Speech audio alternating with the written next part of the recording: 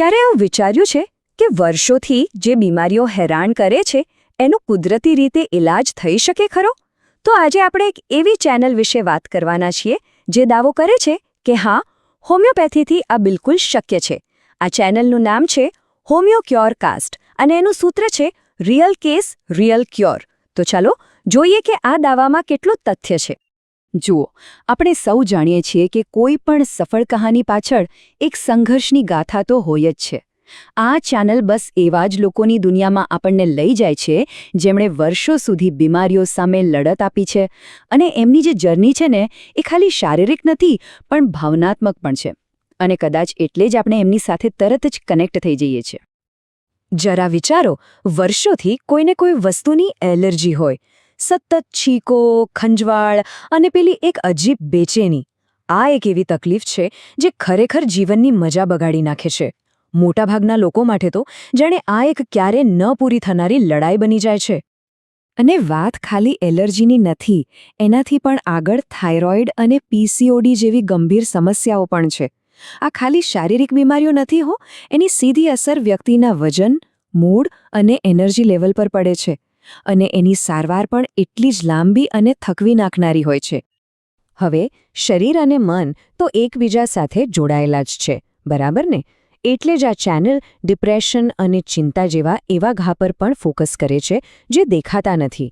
આ કહાનીઓ આપણને બસ એ જ યાદ અપાવે છે કે માનસિક શાંતિ વગર સાચું સ્વાસ્થ્ય હંમેશા અધૂરું જ રહે છે. પણ જ્યારે બધી જ આશાઓ તૂટી જાય ત્યારે શું થાય?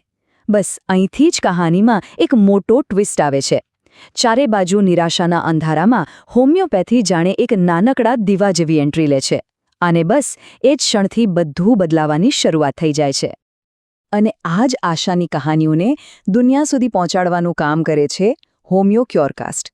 આ ચેનલના સંચાલક છે રાજેશ. એમણે એક એવું પ્લેટફોર્મ બનાવ્યું છે જ્યાં લોકો પોતાની પ્રેરણાદાયક જર્ની, જે પરિવર્તનની જર્ની છે, એ બીજા લોકો સાથે શેર કરી શકે. એટલે આ ચેનલનો હેતુ ખાલી વાર્તાઓ કહેવાનો નથી, પણ હકીકતને સામે લાવવાનો છે. અહીં એવા સાચા લોકોના સાચા અનુભવો બતાવવામાં આવે છે જેમના જીવનમાં હોમિયોપેથીથી ખરેખર મોટા ફેરફારો આવ્યા છે. મતલબ કે અહીં કોઈ કાલ્પનિક દાવાઓ નથી, ફક્ત જે હકીકત છે એને જ રજૂ કરવાનો એક પ્રયાસ છે. તો સવાલ એ થાય કે આ જે જાદુ જેવી પ્રોસેસ લાગે છે એ આખરે થાય છે કેવી રીતે? જુઓ, આ ચેનલ એક બહુ જ સિમ્પલ પણ એટલી જ પાવરફુલ મેથડ વાપરે છે.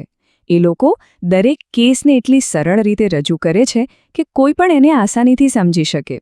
ચાલો જોઈએ કે આ મેથડ છે શું. દરેક કહાનીને સમજી લો કે 3 સ્ટેપમાં રજૂ કરવામાં આવે છે. પહેલું સ્ટેપ, બીમારી એટલે કે પ્રોબ્લેમ શું છે એને બરાબર સમજવાનો. બીજું સ્ટેપ, દર્દીનો અનુભવ, મતલબ કે એણે આ સફરમાં શું સહન કર્યું છે.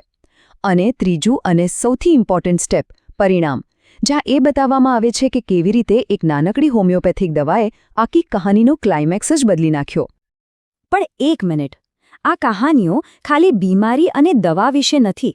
એની પાછળ એક બહુ ઊંડી ફિલોસોફી પણ છુપાયેલી છે. એક એવી ફિલોસોફી જે આપણને શીખવે છે કે સાચો ઇલાજ માત્ર ગોળીઓથી નથી થતો, પણ એ તો એક આંતરિક યાત્રા છે.